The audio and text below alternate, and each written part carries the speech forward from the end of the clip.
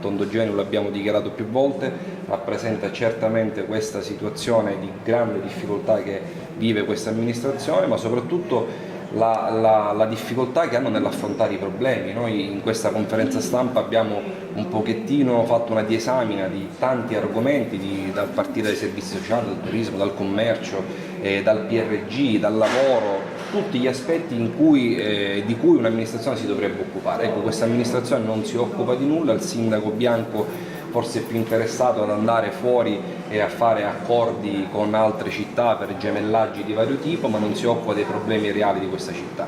Una città che affonda, che fa passi indietro rispetto alla precedente consigliatura, e riteniamo che su questo bisogna intervenire immediatamente. Noi faremo un'opposizione molto dura a questo punto, perché vogliamo far sapere ai catanesi l'incompetenza di un'amministrazione che sta semplicemente danneggiando questa città.